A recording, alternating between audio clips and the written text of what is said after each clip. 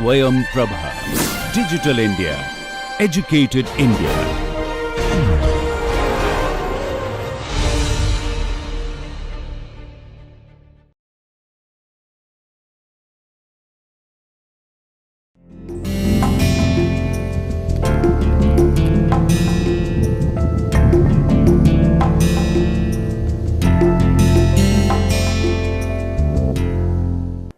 प्रिय शिक्षार्थियों, मैं आपका इस विषय पाश्चात्य दर्शन के इतिहास में स्वागत करता हूं। आज के व्याख्यान क्रम में हम बुद्धिवाद एवं अनुभववादी दार्शनिक परंपराओं का, उनकी विचारधाराओं का, जिस प्रकार से दार्शनिक विचारों का निर्माण हुआ और उनकी आलोचनाएं हुई, स्वयं एक दार्शनिक ने दूसरे दार्शनिक के विचारों में जो दार्शनिक कैंची चलाई या संशोधन किए या एक नया संश्लेषण विचार आया, इन संदर्भ में आज हम इन दोनों की एक ऐतिहासिक क्रम में समीक्षा करेंगे, जैसा कि हम पाश्चात्य दर्शन के इतिहास में प्रारंभ से दार्शनिक विचारों का अध्ययन कर रहे हैं। मेरा नाम डॉक्टर निर्भय कुमार मिश्रा है। मैं institute of applied sciences and humanities GLA विश्वविद्यालय मथुरा में असिस्टेंट प्रोफेसर के पद पर कार्यरत हूँ। आज इस संदर्भ में हम ठीक उसी दार्शनिक विचार से प्रारंभ करेंगे और ये समझने का प्रयास करेंगे उस संदर्भ में बुद्धिवाद और अनुभववाद दार्शनिक विचारों के विकास को।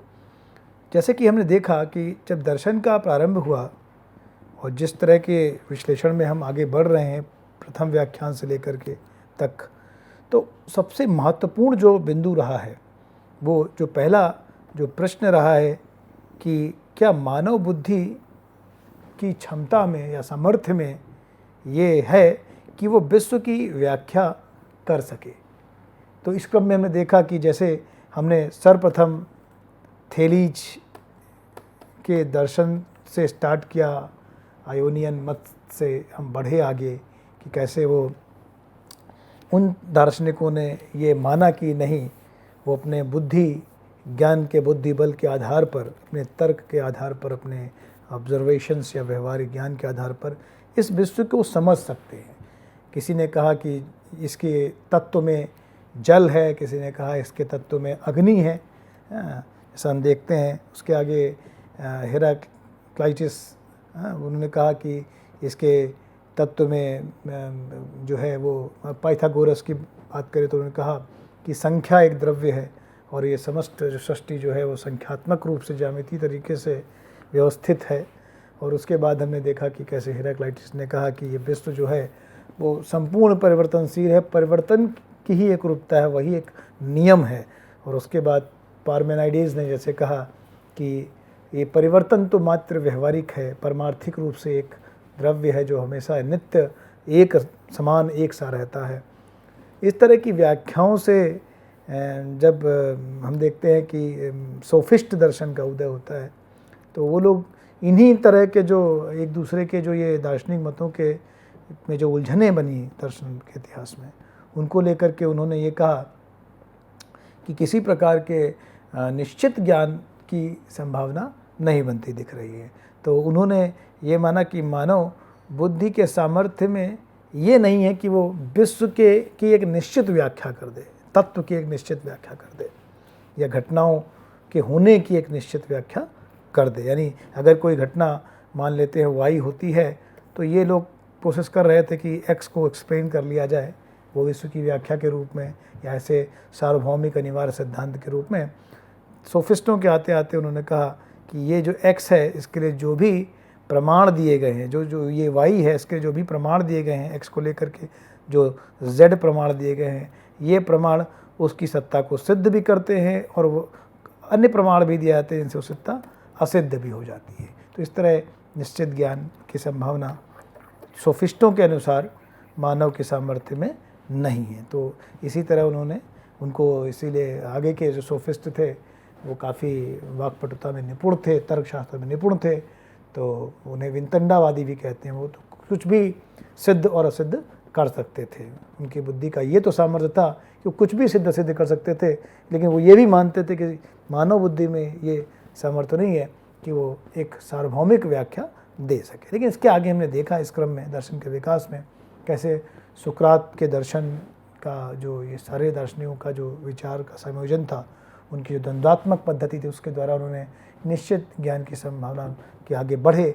और प्लेटो ने एक बहुत ही बेहतर सिद्धांत, जिसे वो प्रत्ययवाद या विज्ञानवाद कहते हैं, प्रत्ययवाद और विज्ञानवाद के आधार पर उन्होंने ये प्रतिष्ठा कर दी कि मानव के बुद्धि के सामर्थ्य में एक निश्चित ज्ञान प्राप्त करने की क्षमता है, लेकिन वो ज्ञान जो प्राप्त करता है वो निश्चित है, लेकिन उसका एक क्रम है। जैसे कि उन्होंने डिवाइड लाइन थ्योरी में बता दिया कि ये निश्चित ज्ञान जो है वो हमारे पहले जो संवेदनाएं हैं, फिर विश्वास हैं, फिर मत हैं, फिर उन्होंने कहा कि हमारा जो एक थिंकिंग है, चिंतन का स्तर है, फिर उन्होंने कहा कि हमारा एक निश्चित ज्ञान का स्तर है। जैसे डिवाइड लाइन में हम जाते हैं तो ये देख पाते हैं कि कैसे उनकी थियोरी में सर्वप्रथम जो है संवेदना का, इमेजिनेशन का स्तर आता है, फिर मत का स्तर आता है ना, फिर कल्पना,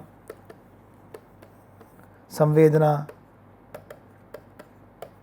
फिर हमारे बहुत मत आते हैं जिनमें भी निश्चित नहीं होते हैं, फिर चिंतन, थिंकिंग का स्तर आता है, फिर ज्ञान का स्तर आता है, और फिर सबसे ऊपर जो मानते हैं वो है शिव तत्व। इसका हमें अनुभव से कोई ज्ञान नहीं हो सकता है। लेकिन प्लेटो के विज्ञानवाद में उन्होंने ये माना कि भाई हमें हर एक चीज़ के लिए एक विज्ञान है, और नित्य अपरिवर्तनशील देश काल से परे जिसकी एक सत्ता है, उन्होंने उसको भले एक अन्य लोग की सत्ता मान ली, इंटेलेक्ट उसे हम कह सकते हैं कि एक इंटेलिजिबल वर्ड है और एक विजिबल वर्ड है। तो ये दो जो वर्ड माने उन्होंने, एक जो विश्व है जो हमें दिखता है, और एक विश्व जो है वो केवल इसको हम तर्क के आधार पे या इंटेलिजिबली समझ सकते हैं, ये एक और एक दो। लेकिन उन्होंने कहा कि निश्चित ज्ञान की संभावना विज्ञानों के माध्यम से अपरिवर्तनशील नित्य संभव है। अब इस तरह से हम दर्शन के विकास को होता हुआ देखते आते हैं। तो आगे बढ़ते हुए अब पाश्चात्य दर्शन के इतिहास में अगर बुद्धिवाद और अनुभववाद का ही हम मूल्यांकन करें, और स्पष्ट रूप से ये इस मूल्यांकन को हम अगर केंद्रित करें, तीन मूल दर्शन के जो शाखाएं हैं, एक तो है तत्व मीमांसा के आधार पर, और तर्कशास्त्र के आधार पर, और ज्ञान मीमांसा के आधार पर जो तर्क दिए गए हैं, जो इनको लेकर के जो तार्किक विश्लेषण हुआ है विभिन्न दार्शनिकों के माध्यम से। तो तत्व मीमांसा जैसे हम समझते हैं कि हमेशा किसी द्रव्य की तरफ उसके विश्लेषण में, या किसी की सत्ता है या नहीं है, अस्तित्ववान है कि नहीं है, और वो अगर अस्तित्ववान है तो ऐसे होल क्या है, इन पार्ट्स क्या है, होल और पार्ट्स में संबंध क्या है, उसके विभागों में और उसके द्रव्य में क्या संबंध है, विभाग क्या अलग अलग हैं, क्या वो द्रव्य संबंधित हैं, या संपूर्ण द्रव्य की अपनी एक स्वतंत्र सत्ता है, विभागों की एक गौण सत्ता है। तो इस आधार पर हम बहुत सारे तत्व मीमांसीय प्रश्नों का दर्शन में तर्क शास्त्र के माध्यम से, सही तर्क विधा के माध्यम से, या दार्शनिक विधा इसे बोलते हैं, उसके माध्यम से हम उसका विश्लेषण करते हैं और समझने का प्रयास करते हैं। तो ऐसा बुद्धिवाद में भी हुआ है। जैसे हम देखेंगे अभी इसके मीमांसा में, तो उन लोगों ने न केवल तत्व की मीमांसा हम देखते हैं दोनों ही विचारधाराओं के विकास में, बल्कि ज्ञान मीमांसीय विश्लेषण होता है तत्व का, ज्ञान मीमांसा के आधार पर, जहाँ तर्कशास्त्र का अपना एक अहम योगदान या अहम भूमिका होती है। अब हम इसके दार्शनिक विश्लेषण पे जाएं तो तत्व मीमांसा में अगर हम देखें तो अनुभव बुद्धिवादी तत्व मीमांसा को अगर हम रखें यहाँ पे, तो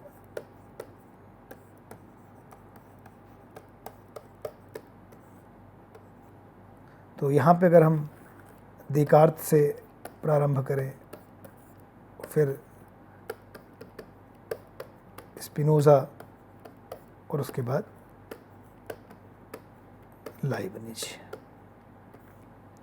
इन तीनों के दर्शन में अगर हम तत्व मीमांसीय आधार को देखें तो इन तीनों के ही दर्शन में हमें तीनों ही तत्वों की प्रतिष्ठा होते दिखती है, वो चाहे जगत हो, या आत्मा हो, या ईश्वर हो। हाँ, ज्ञान मीमांसी आधार पे इनका क्रम बदल सकता है। जैसे कि देकार्त की अगर ज्ञान मीमांसा से प्रारंभ करें तो सर्वप्रथम आत्मा की सिद्धि होती है और उसके बाद आत्मा में जो संवेदन होते हैं जगत के, उनकी सिद्धि होती है और उसके बाद जगत की एक सत्य रचना के रूप में ईश्वर की सिद्धि होती है। ये ज्ञान मीमांसी आधार है, जो उनकी दार्शनिक विधा है, संशय विधि है। उसके आधार पर यदि इसको तत्व मीमांसी आधार पर पलट दें, उल्टा पलट दें, तत्व मीमांसा के आधार समझें तो देकार्त दर्शन में सबसे पहले ईश्वर की सिद्धि होती है। सबसे पहले सबसे परम द्रव्य ईश्वर है और फिर उसके बाद दो अब जो पर द्रव्य हैं वो है जगत और आत्मा। स्पिनोजा के तत्व मीमांसा पर जाएँ तो वहाँ सब्सटेंशियल मोनिज्म है, वहाँ पे एकमात्र ईश्वर ही द्रव्य है और उसी की सृष्टि है। बस यहाँ ये समझना है कि जो कारण कार्य के आधार पर जो तत्व मीमांसी या ज्ञान मीमांसी समझ है वो इतनी है कि जो कार्य है वो कारण का ही एक एक्सटेंडेड फॉर्म है, विवर्त कह सकते हैं इसे, जो हमें अद्वैत वेदांत में जो अवधारणा है उसके आधार पर। यहाँ जैसे देकार्त के दर्शन में अगर तत्व मीमांसी अवलोकन करेंगे तो हम देखेंगे कि तीनों ही तत्व हैं। स्पिनोजा के दर्शन में केवल एकमात्र तत्व है, बाकी दोनों गुण हैं। और लाइबनिज के दर्शन में तो पूरा विश्व तत्वों से ही भरा है, उनके चिदड़ुओं से, मोनाइट से भरा हुआ है। अब अगर हम दार्शनिक स्थिति की बात करें तो बुद्धिवादी दार्शनिक स्थिति को समझने का प्रयास अगर करें हम तो हम देखते हैं कि जो देकार्त हैं, देकार्त की जो स्थिति है कही जाएगी तो उन्हें कार्टेशियन डुअलिज्म या कार्टेशियन द्वैतवादी जो दार्शनिक स्थिति है वो हम देकार्त के साथ को जोड़ के देखते हैं। और जो स्पिनोजा की जो पद्धति को हम देखते हैं वो अद्वैतवाद कहते हैं। और लाइबनिज में एक विशिष्ट अद्वैतवाद दिखता है, इसका हम एक दार्शनिक अवलोकन करने का प्रयास करेंगे। जो देकार्त के दर्शन में जो एक द्वैत है, जो कार्टेशियन डुअलिज्म है, तो वो द्वैत क्यों बना? क्योंकि इन्होंने कहा कि जो मन और शरीर हैं, मन है और शरीर, या द्रव्य के रूप में जो उनकी अवधारणा आई उसमें उन्होंने कहा कि एक जड़ द्रव्य है और एक चेतन है। इसको हम कह सकते हैं बॉडी, फिजिकल बॉडी हो, और इसको कह सकते हैं हम माइंड। तो इन्होंने कहा बॉडी का जो गुण है वो विस्तार है, माइंड का जो है वो विचार है या चिंतनशील, चिंतन है। तो ये द्वैत बना क्योंकि ये व्यवहारिक रूप से ये दो द्रव्य, जो व्यवहारिक जगत में अगर हम दार्शनिक को देखें देकार्त की तो ये द्वैतवाद दिखता है। और अन्य अर्थ में अगर देखें तो अगर द्रव्य की सूक्ष्म परिभाषा देखें तो ये कहेंगे कि ईश्वर परम द्रव्य है। ईश्वर पे ये दो डिपेंडेंट द्रव्य है। ईश्वर क्या है? इन पे डिपेंडेंट नहीं है, बल्कि ये दोनों ईश्वर पे डिपेंडेंट है। ये बड़ा ही सूक्ष्म दार्शनिक भेद है कि देकार्त दर्शन में जड़ द्रव्य और चेतन द्रव्य जो है वो ईश्वर पर निर्भर करते हैं। फिर ये द्रव्य क्यों है? सवाल ये है फिर द्रव्य क्यों? क्योंकि द्रव्य का जो विचार देकार्त लेके चले, वो द्रव्य वह है जो उसकी स्वतंत्र सत्ता है, जो अपनी सत्ता के लिए किसी पर निर्भर नहीं, अपने ज्ञान के लिए भी किसी पर निर्भर नहीं। तो फिर ये जड़ द्रव्य चेतन द्रव्य कैसे बने? वो इस अर्थ में बने कि जो जड़ द्रव्य चेतन द्रव्य हैं इनकी सत्ता जो है एक दूसरे से स्वतंत्र है, वो एक दूसरे पे उनकी कोई डिपेंडेंसी नहीं बनती है, फिर भी इनमें क्रिया प्रतिक्रिया होती है। और ये जो अवधारणा थी इसमें देकार्त उसका सही समाधान नहीं कर पाए। अब स्पिनोजा के दर्शन में अगर हम देखें जो अद्वैतवादी स्थिति है, अगर स्पिनोजा के दर्शन की हम अद्वैतवादी स्थिति का मूल्यांकन करें तो वो अद्वैत क्यों है? तो अद्वैत इसलिए है कि उन्होंने कहा कि जो कुछ भी है, जो व्यवहारिक जगत है, जो ये हमारा अनुभव का केंद्र है, या जो ये जो विश्व है, जो ये विश्व जिसको हम कहते हैं, और इसी की व्याख्या जो मानव की सामर्थ्य, जिसे हमने कहा, अगर ये स्पिनोज़ा करते हैं इस तरह से दार्शनिक व्याख्या, तो वो ये कहते हैं कि ये संपूर्ण जो विश्व है वो क्या है, वो ईश्वर है। जो हमें विश्व दिख रहा है वो एक्चुअली विश्व नहीं है, वो तो ईश्वर की ही अभिव्यक्ति है। तो इनके जो दर्शन में है वो एक सब्सटेंशियल मोनिज्म या अद्वैत द्रव्य सिद्धांत दिखता है। तो फिर विश्व क्या ईश्वर से अलग है? नहीं, विश्व हमारी प्रतीति में जो दिखता है वो तो विश्व दिखता है, लेकिन वो एक्चुअली ईश्वर के अभिव्यक्ति है। और ईश्वर, और फिर स्पिनोजा के दर्शन में गए अद्वैतवादी क्यों हो गए? क्योंकि उन्होंने कहा जो द्रव्य एकमात्र है, जैसी परिभाषा देकार्त ने गढ़ी द्रव्य की स्वतंत्र सत्ता की, तो द्रव्य एकमात्र जो है वो उस तरह से केवल ईश्वर ही क्वालिफाई करता है। तो जो ये दो और द्रव्य माने थे देकार्त ने, जिन्हें कहा कि जड़ और चेतन, स्पिनोजा इस रूप में जड़ और चेतन को द्रव्य नहीं मानते। वो कहते हैं ये दो धाराएं हैं गुणों की, ईश्वर के जो अनंत गुण हैं उनमें जड़ और चेतन दो गुण हैं, और ईश्वर के संदर्भ में ये जो अनंत हैं और हमारे अनुभव के संदर्भ में ये अलग है। तो इस तरह स्पिनोजा ने ये जो है एकमात्र ईश्वर को द्रव्य माना। इसीलिए इनका जो दार्शनिक स्थिति है वो अद्वैतवादी स्थिति है, क्योंकि द्रव्य के संदर्भ में ये केवल ईश्वर को ही मानते हैं, तो ये अद्वैतवादी है, या इन्हें हम मोनिस्ट कह सकते हैं और सब्सटेंशियल मोनिस्ट कह सकते हैं। अब हम अगर लाइबनीज की बात करें,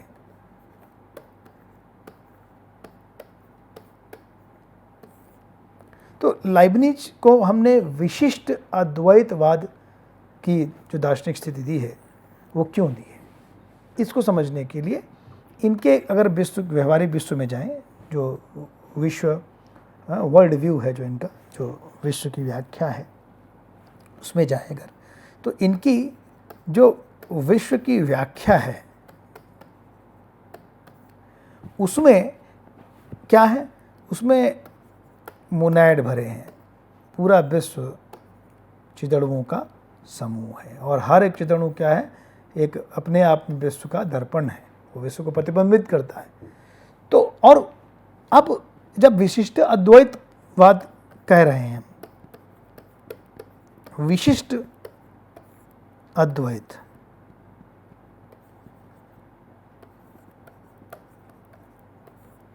तो किस अर्थ में कह रहे हैं?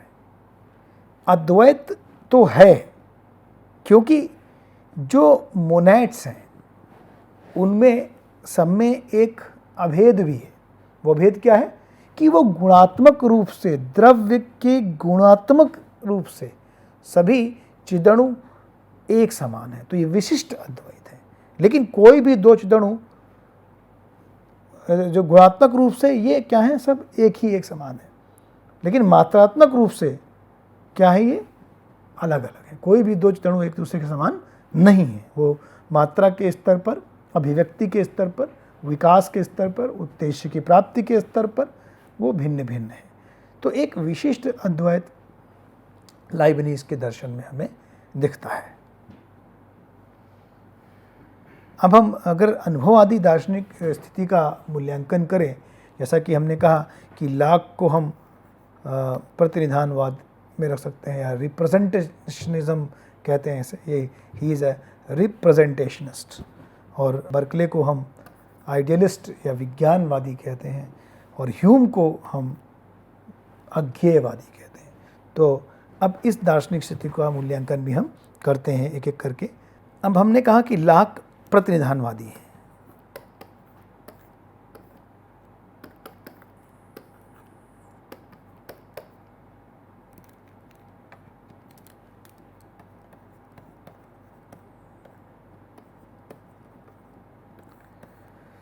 इसका तात्पर्य क्या है?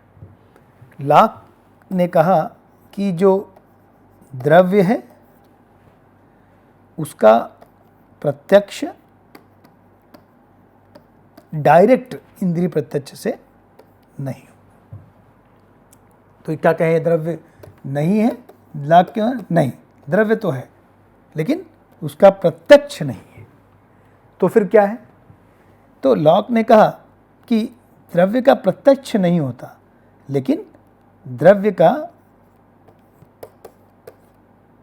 अनुमान होता है।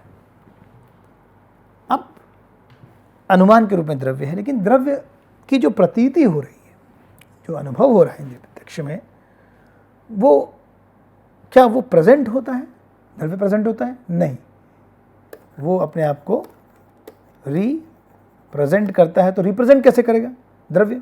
तो उन्होंने कहा वो उसके गुणों के आधार पर, उसमें जो मूल गुण है। तो इस तरह से लॉक ने द्रव्य की सत्ता को स्वीकार किया और कहा कि इनकी जो दार्शनिक स्थिति है वो बाह्य प्रत्यक्षवादी नहीं है, बाह्य अनुमेयवादी है द्रव्य के संदर्भ में। और स्थिति को हम सही कहें तो रिप्रेजेंटेशनिस्ट, रियलिस्ट भी हैं, वास्तववादी हैं। ये मानते हैं द्रव्य की बाह्य सत्ता हमसे परे है, द्रव्य को जानते नहीं हैं, मानते हैं, लेकिन प्रतिनिधानवाद के संदर्भ में या रिप्रेजेंटेशनिस्ट के संदर्भ में इन्हें हम कहेंगे कि ये इनकी दार्शनिक परिस्थिति दर्शन में, विकास में बनती है। अब हम बात करें बर्कले की। बर्कले की क्या दार्शनिक परिस्थिति है? बर्कले अगर विज्ञानवादी हैं, किस संदर्भ में? उसी द्रव्य के संदर्भ में जाएं, उसी द्रव्य की अवधारणा में जाएं, तो बर्कले कहते हैं कि द्रव्य क्या है? उन्होंने कहा कि द्रव्य का ना बाह्य प्रत्यक्ष होता है, ये भी नहीं होता है, और ना ही इसका हमें बाह्य अनुमान होता है, दोनों ही नहीं होते, ना इसका बाह्य प्रत्यक्ष ना इसका अनुमान। ठीक है, कोई बाह्य प्रत्यक्ष अनुमान नहीं होता। लॉक ने अनुमान माना था, उन्होंने कहा कि क्यों अनुमान को माने, गुणों के आधार पर अनुमान को माना। लॉक ने कहा कि भाई गुणों के आधार पर तो द्रव्य अधिष्ठान के रूप में है। उन्होंने कहा नहीं, गुणों के आधार पर भी द्रव्य नहीं, गुण है, द्रव्य थोड़े ना। और फिर उन्होंने कहा गुण भी की प्रतीति भी कहाँ होती है? गुण के अनुरूप जो हमारे आत्मा में एक विज्ञान है, विज्ञान ही ज्ञान का सच्चा विषय है। तो मूल रूप से इन्होंने द्रव्य को भी नकार दिया और मूल गुण और उपगुण के भेद को भी नकार दिया। तो द्रव्य ना द्रव्य रूप में, अधिष्ठान रूप में बना, ना गुण के रूप में बना। बचा क्या? बर्कले के दर्शन में विज्ञान मूल ज्ञान का विषय, विज्ञान से ही ज्ञान क्या प्रतीति होती है। अनुभव की प्रतीति का जो मूल है वो क्या है? विज्ञान है। विज्ञान आत्मा में है। उत्पन्न कौन करता है? आत्मा नहीं उत्पन्न करती है, ईश्वर उत्पन्न करता है। अब इस संदर्भ में जाके देखें तो बर्कले क्या हो गए? बर्कले विज्ञानवादी हो गए। वो ये ना तो वो बाह्य प्रत्यक्षवादी हैं, ना बाह्य अनुमानवादी हैं, ना रिप्रेजेंटेशनिस्ट हैं। क्या बर्कले को हम वास्तववादी कह सकते हैं, रियलिस्ट कह सकते हैं? रियलिटी को मानते हैं, बिल्कुल मानते हैं। रियलिस्ट वास्तववादी हैं किस अर्थ में? आइडियलिज्म, आइडियलिस्ट मानते हैं। क्या हम कहें कि केवल विज्ञान ही है?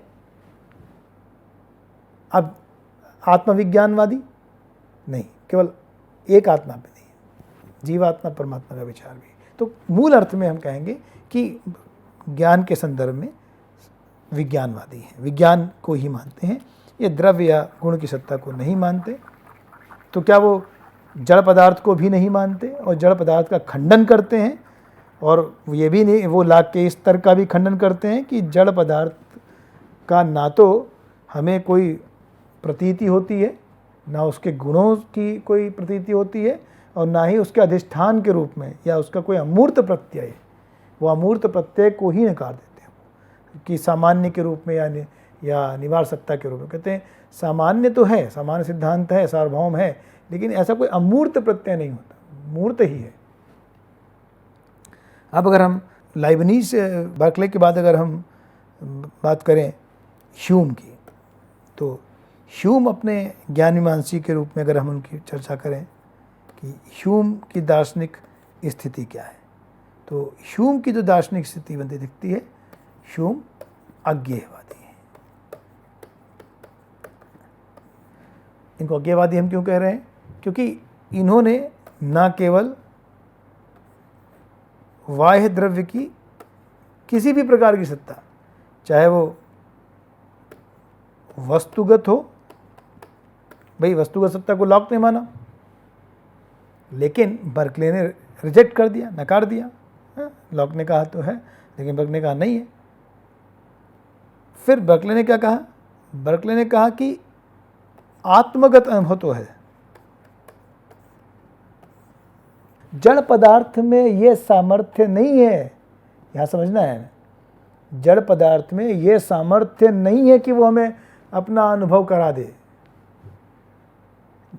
सामर्थ्य किस में होती है? वो विज्ञान में होती है और अनुभवकर्ता में होती है। विज्ञान में सामर्थ्य होता है, और ई विज्ञान जब जाके किसी वस्तु से जुड़ता है तो उसमें प्रतीति का सामर्थ्य पैदा करता है, इस तरह से। लेकिन यहाँ ह्यूम ने इन सभी सिद्धांतों को रिजेक्ट कर दिया, नकार दिया। उन्होंने कहा ना तो द्रव्य है, ना कोई आत्म विज्ञान है, द्रव्य भी नहीं है, और ये आत्मविज्ञान जैसा भी कोई मैकेनिज्म नहीं है इंद्रिय प्रतीति के लिए। तो और ना ही कोई और ऐसा कोई सार्वभौम अनिवार्य अमूर्त मूर्त प्रत्यय ह्यूम ने कहा ऐसा कुछ भी नहीं है। तो इस तरह से अगर हम द्रव्य के ज्ञान को समझें, आत्मा के आधार पर समझें, जड़ पदार्थ की स्वतंत्रता के आधार पर समझें, या ईश्वर सृष्ट समझें, जैसे कि बर्कले बाद में कहते हैं विज्ञान का निर्माण ईश्वर करते हैं, तो जगत आत्मा ईश्वर सभी को लेकर के जैसे सिद्धांत बने अनुभववाद में, उन सभी को लेकर के ह्यूम ने एक जो संदेह प्रारंभ किया, उसका अंत उनके अज्ञेयवाद में हो गया। वो अज्ञेयवादी कहते हैं मैं नहीं जानता, मैं नहीं मानता। वो ये तो नहीं कहते कि कारणता ऐसा कोई चीज़ नहीं है, वो कहते हैं कि जिस तरह से वो परिभाषित हुआ है दर्शन शास्त्र में, उस तरह से मैं उसको नहीं मानता हूँ। अब हम चर्चा करेंगे कि जो तत्वमीमांसा है बुद्धिवादी। अब हम बुद्धिवादी तत्वमीमांसा का भी एक अवलोकन कर लें। तो जैसा कि हमने देखा कि बुद्धिवाद में द्रव्य की स्थापना हुई है, प्रतिष्ठा हुई है, और इस रूप में वो द्रव्य को आत्मा के रूप में, जगत के रूप में, ईश्वर के रूप में सिद्ध करते हैं। द्रव्य की स्वतंत्र सत्ता को जिस प्रकार से हम आत्मा का अनुभव करते हैं, जगत का अनुभव करते हैं और ईश्वर का अनुभव करते हैं, तो बुद्धिवादी विचारों में हम इन तीनों ही द्रव्यों की सिद्धि को देखते हैं। तो अभी हम अगर विचार करें, तो अगर हम देकार्त की बात कर लें, तो देकार्त के दर्शन में जाएं अगर, और द्रव्य की चर्चा करें, तो यहाँ उनकी तत्वमीमांसा में उन्होंने जो द्रव्य की जो परिभाषा दी, वो बड़ी ज्यामितीय आधार पे थी कि द्रव्य वो है जो अपनी सत्ता के लिए किसी और पर निर्भर नहीं, बल्कि अन्य सत्ताएं द्रव्य पर निर्भर होती हैं।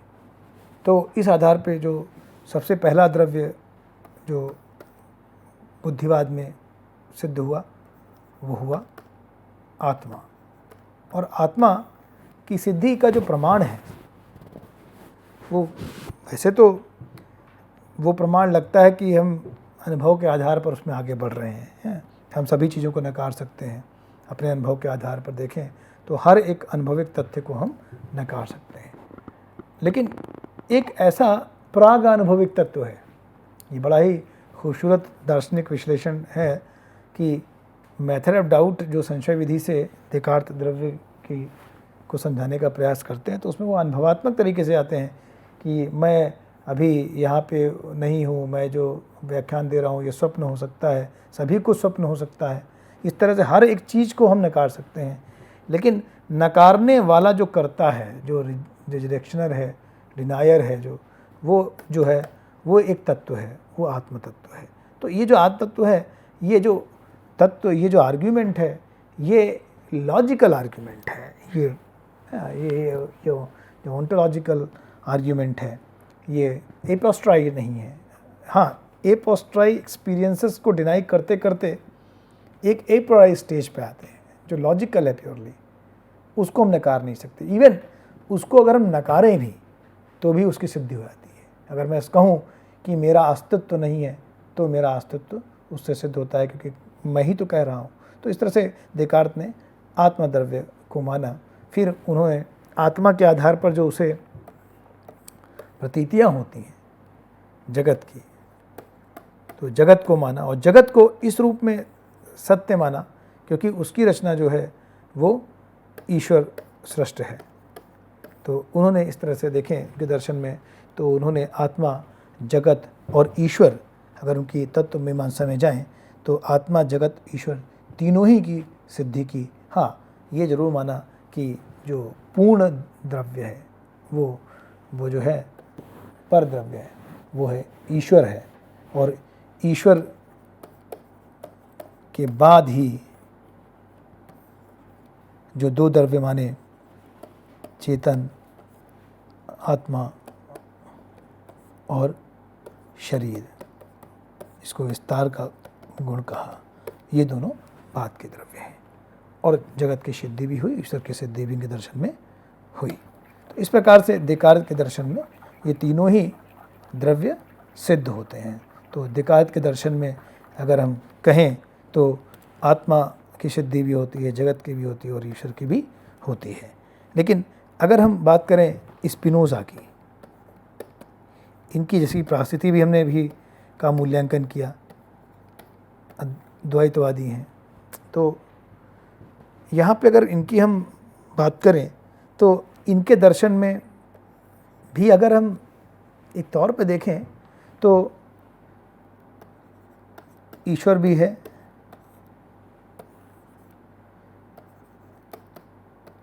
आत्मा भी है और जगत भी है। लेकिन अगर हम ये अवधारणा द्रव्य के संदर्भ में समझें, तत्वमीमांसा को अगर द्रव्य के सिद्धांत से केंद्रित करें, उससे अगर हम डेराइव करें या उससे निगमित करें जो द्रव्य की अवधारणा है, तो केवल तत्व जो है वो ईश्वर ही है, जो द्रव्य है वो ईश्वर ही है। तो फिर आत्मा सत्य कैसे, जगत सत्य कैसे? तो उन्होंने कहा कि ये दोनों इसके गुण हैं, ये द्रव्य नहीं गुण है। तो इनके दर्शन में अगर तत्वमीमांसी अवलोकन में देखें तो हैं तो तीनों ही, लेकिन जिस द्रव्य के केंद्रीय विचार के आधार पर निगमन करेगा तो वहाँ पे द्रव्य केवल एकमात्र ईश्वर है तत्वमीमांसी रूप से, ये उसके अनंत गुणों की अभिव्यक्ति है। तो ये अभिव्यक्ति है, ये द्रव्य रूप में उसकी अभिव्यक्ति है, द्रव्य नहीं है, अभिव्यक्ति है। और है क्या इनके दर्शन में, इसीलिए स्पिनोजा को हम क्या कहते हैं,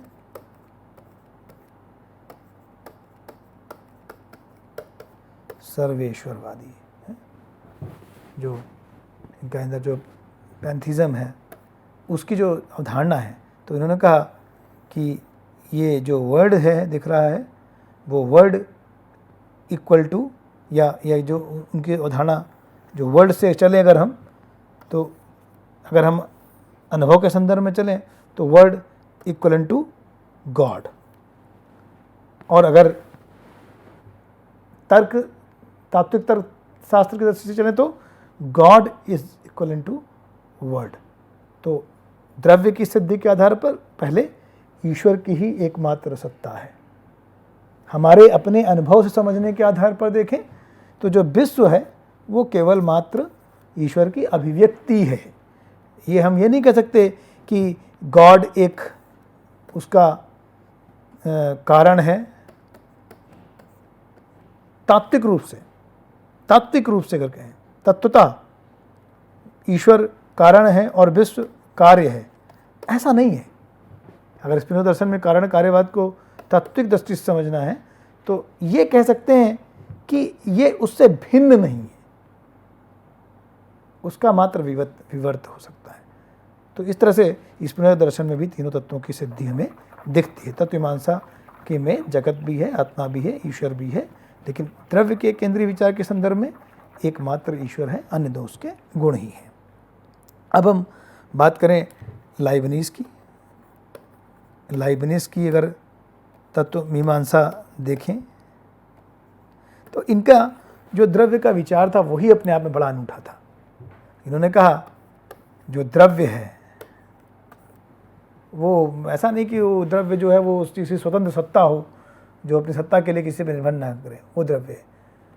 बहुत विज्ञान से प्रभावित, परमाणुवाद से, मैकेनिकल जो विचार है उससे प्रभावित इनके दर्शन में तो स्कूलिस्टिसिज्म, धर्मशास्त्र, क्रिश्चियनिटी, ईश्वरवाद, विज्ञानवाद, प्राकृतिकवाद सभी कुछ दिखता है। तो इनके द्रव्य में कहा जैसा नहीं जो द्रव्य जो उसकी स्वतंत्र सत्ता, नहीं ये नहीं। वो कह रहे सत्ता जो स्वतंत्र है तो क्यों है? स्वतंत्र सत्ता ही द्रव्य का कारण नहीं है, एक कारण और है। वो क्या है? वो स्वतंत्र सत्ता ना होकर के स्वतंत्र शक्ति है। पावर इज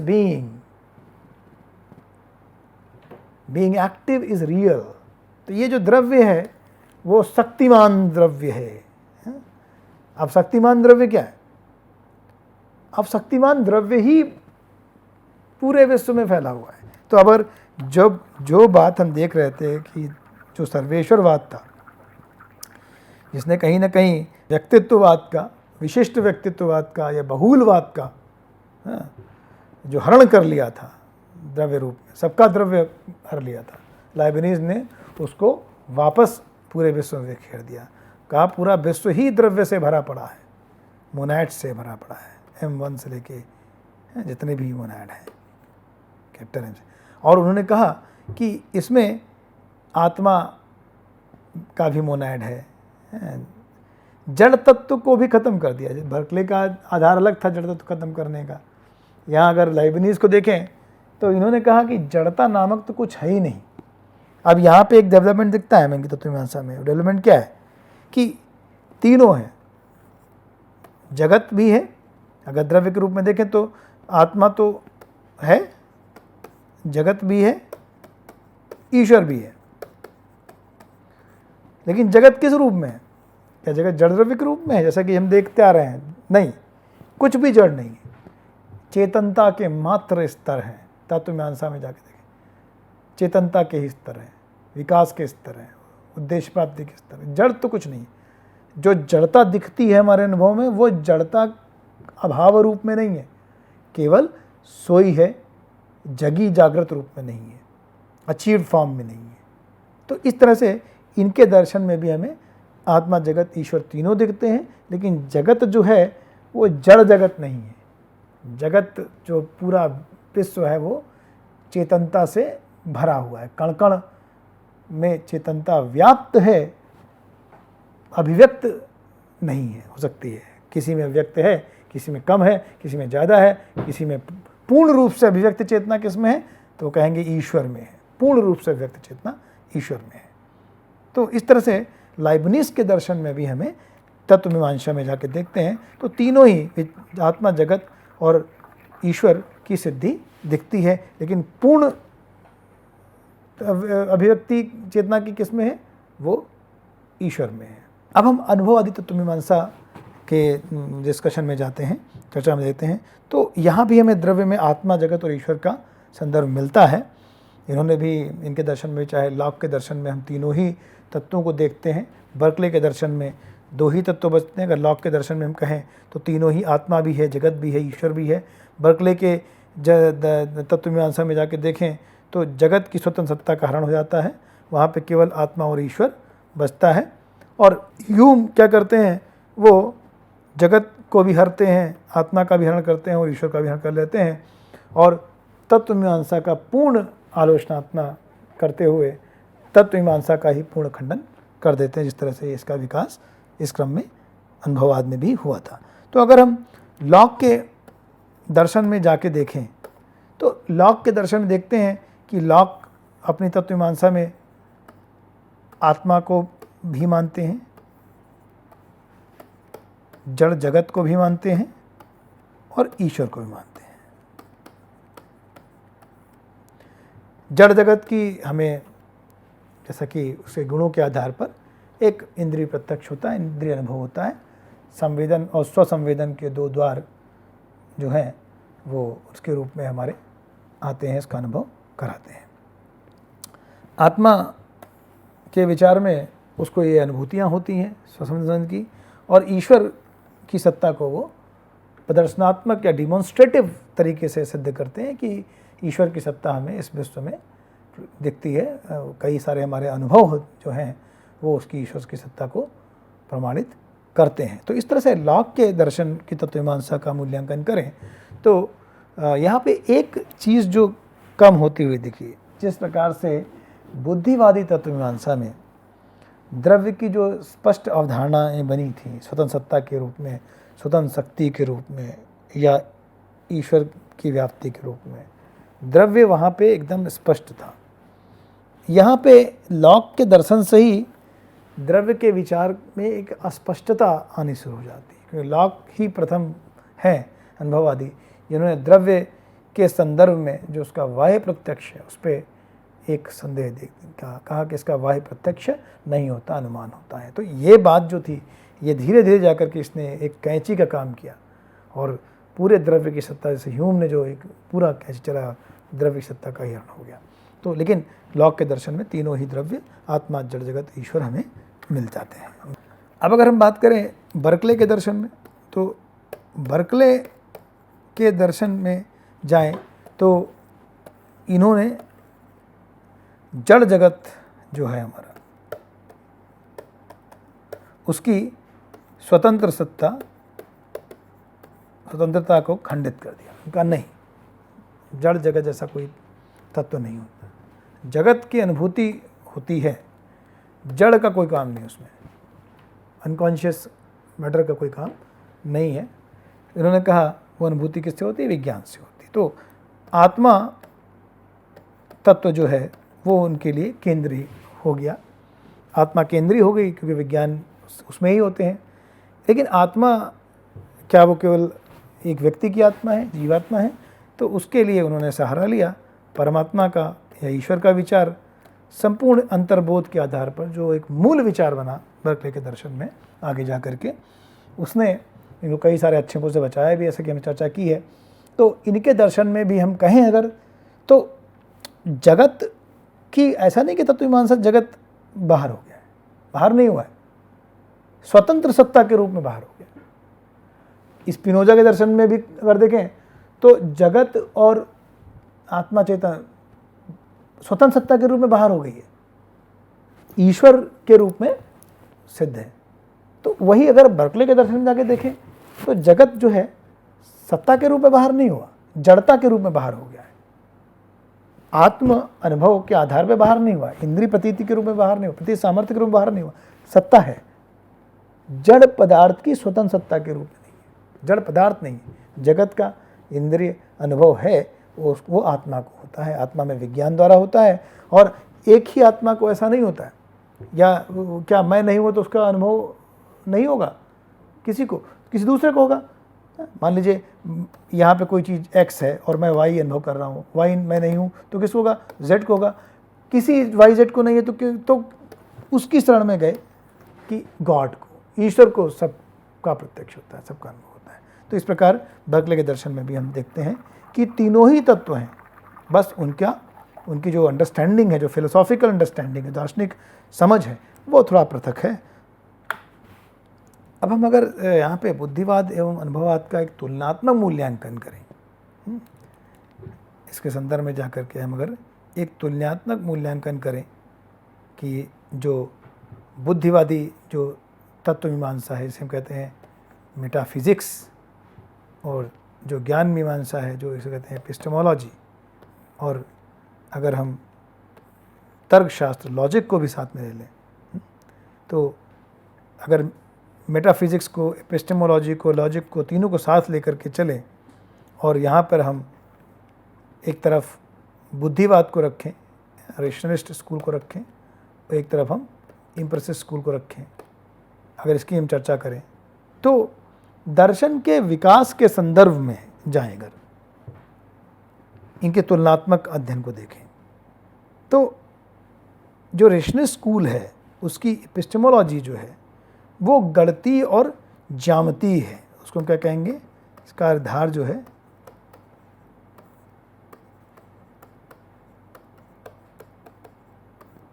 गणितीय और ज्यामितीय आधार है, जिसमें स्वयं सिद्ध सत्यों के आधार पर, एक्सियोमैटिक्स पर तत्वों की प्रतिष्ठा की जाती है।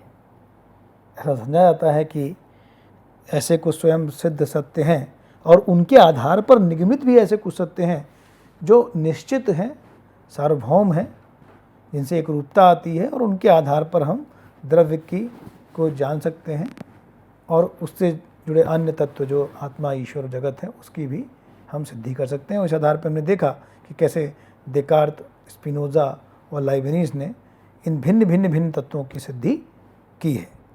वहीं अगर हम यहाँ पर आए, जो रेशनल स्कूल में जो उसकी विधा थी उसकी जो एपिस्टेमोलॉजिकल मेथड पे जाएं हम, और तो उससे उन्होंने उसकी मेटाफिज़िक्स को सिद्ध कर लिया, तीनों तत्वों की सिद्धि की इस आधार पर कि एक अनिवार्य तत्व है, एक द्रव्य है, उसकी सिद्धि होती है। इसी चीज़ को अगर हम एपिस्टेमोलॉजिकल स्कूल में जाएं, अनुभववादी स्कूल में जाके देखें तो इम्प्रेसिव स्कूल में जाएं तो यहाँ पे अगर हम देखते हैं अनुभववादी जो स्कूल है उसमें उनका जो आधार है, उन्होंने ये सहज प्रत्यय की अवधारणा का खंडन किया। लॉक ने शुरुआत की देकार्त के सहज प्रत्यय की अवधारणा या ज्यामितीय ज्ञान की अवधारणा, ये ज्ञान की अवधारणा का खंडन कर दिया। ये खंडन नहीं किया कि अनिवार्य सार्वभौम ज्ञान नहीं हो सकता, शुरुआत में प्रत्यय का निर्माण नहीं हो सकता, लेकिन उसका जो निर्माण होगा उसके लिए अनुभव सापेक्ष होना, समस्त ज्ञान क्या है, अनुभव सापेक्ष है। यहाँ जो ज्ञान है, अगर ऋषि स्कूल में कहें तो वो क्या है, वो अनुभव सापेक्ष नहीं, वो क्या हो जाएगा, अनुभव निरपेक्ष है। जो परम सत्य है, जो अनिवार्य सत्य है, वो अनुभव निरपेक्ष, ऐसे गणित में है, तर्कशास्त्र में। लेकिन यहाँ उसके उलट अनुभव सापेक्ष है, अनुभव निरपेक्ष नहीं है। तो इस आधार पर अगर हम देखें, ज्ञान मीमांसा आधार पर जो सिद्धि तत्वों की हुई, तो इसके क्रमिक विकास को हमने अभी तत्व मीमांसा की चर्चा में हमने समझा है। तो उसके आधार पर हमने देखा कि लॉक के दर्शन में जड़ द्रव्य की और आत्म तत्व की तीनों की सिद्धि हुई। बर्कले में केवल स्वतंत्र रूप से आत्मा और ईश्वर ही बचे, और ह्यूम के दर्शन में सारे तत्व तिरोहित हो गए। उसी दार्शनिक विधा, जो अनुभव की दार्शनिक विधा थी कि सब कुछ अनुभव सापेक्ष है, तो ह्यूम ने कहा कि जब सब कुछ अनुभव सापेक्ष है तो उस अनुभव के आधार पर कुछ भी ईश्वर, आत्मा, जगत को सिद्ध नहीं किया जा सकता है।